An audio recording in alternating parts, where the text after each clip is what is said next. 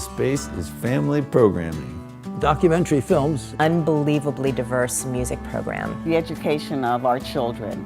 And it's literature. Symphony Space is...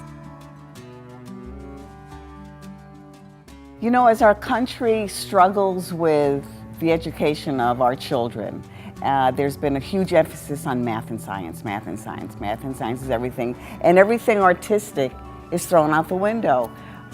Being theater or literature or kids writing poetry or any of those things. So I'm really glad that Symphony Space does offer programming for children where they can explore their imaginations and they can learn to write, and ultimately I believe that that will make them better scientists and mathematicians. Hello, my name is D.A. Pennybaker, and this is my neighborhood. I live right around the corner and I work right around the corner. And I'm here to tell you that I appreciate and actually I dearly love Symphony Space because it shows documentary films. And everybody, of course, knows all about documentary films now. They know which ones won the Academy Award and which ones didn't, and which ones should have, but they don't know where to see any of them. And luckily, there are a few places in Manhattan that do show them, and that's what Symphony Space does, and it's why I love Symphony Space as a place where documentaries live. Laura Kaminsky, the artistic director, is a composer herself.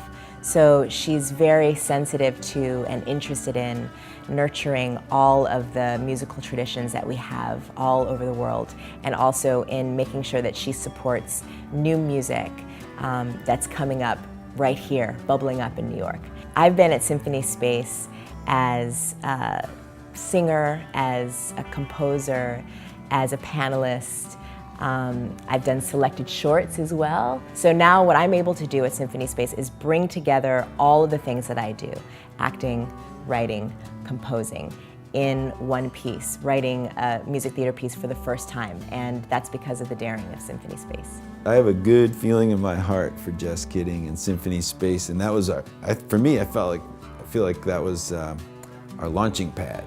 That was the first place with the real stage, real sound that was having us come in and play shows. And that was, as I recall, the only place in New York that had regular family programming when we were starting out. That was the one place. There were very few places as we were touring that had regular family programming, but Symphony Space was, my sense is they were the pioneer here in New York. Well, about 25 or 30 years ago, sometime in the 80s, I was called and asked if I would come up to this building called Symphony Space on the Upper West Side and read a short story to an audience. And I'd never heard of that before. I thought, what? People come and they pay money and they go in and sit in the dark and we read stories to them? And so I kind of didn't get it. And the audience was enwrapped and very moved. And I went, oh, now I get it.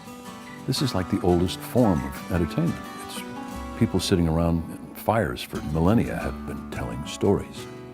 And it's alive and well.